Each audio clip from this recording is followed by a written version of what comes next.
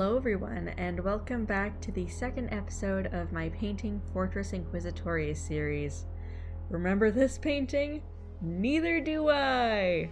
But hey, I'm kind of devoid of ideas right now, so I'm gonna keep working on it.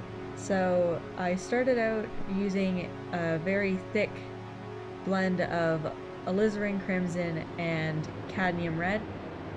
Just trying to make the red on that one planet look vibrant, because obviously in the underpainting I painted it green. And as I started painting this painting more, I realized that the vibrancy of the underpainting is probably going to be a bit of an issue. It was just too prominent, like the colors are too saturated, and if you can see the reference photo in the corner there, it's quite like monochromatic almost. Like there's not a lot of vibrancy there.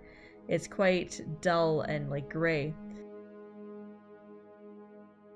So when I was trying to go over the saturated pinks and greens with these like dull colors, it wasn't really working. The pink and stuff was still showing through. So I kind of abandoned doing washes. I tried doing some, but it doesn't work.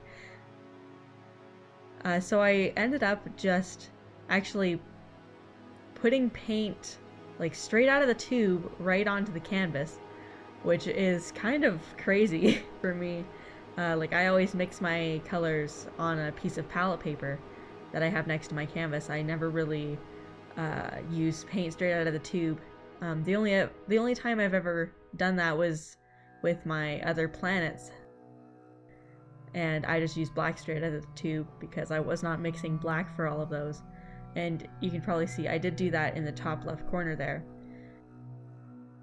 But because this painting is so large, it's like 36 inches wide, so that's like 3 feet, it was just way too much paint to mix on my palette paper and then put onto the canvas. So as you can see there, I put some like lamp black, ultramarine blue, and some alizarin crimson just straight onto the canvas, and then I started mixing it because the canvas really is big enough to do that without compromising, I guess, the details. I wasn't really focusing on details at the moment. I was just trying to like get good coverage on the canvas so I can get rid of that pink in the background. It was just too much.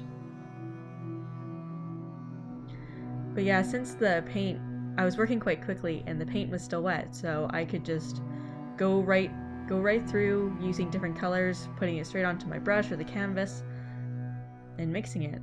And I think it's quite satisfying to watch actually, and it was kind of nice to paint with because it was nice and fluid instead of being quite like dry, and I don't even know what the right word would be to describe it, but painting with a dry brush can be really frustrating sometimes. Almost as frustrating as painting with a really wet with water brush.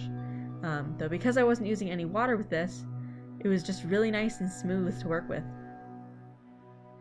And I did notice that the combination of the ultramarine blue and the alizarin crimson was giving me quite a saturated purple here, which isn't really what it is like in the photo.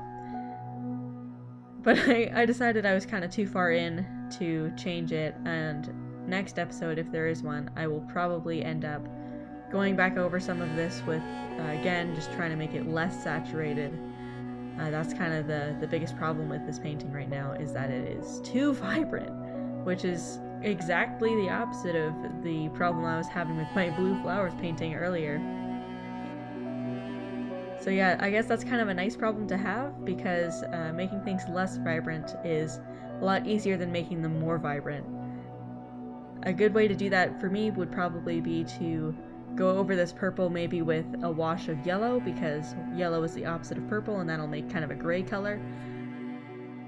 Or maybe a combination of yellow and blue, so maybe a green wash would do well.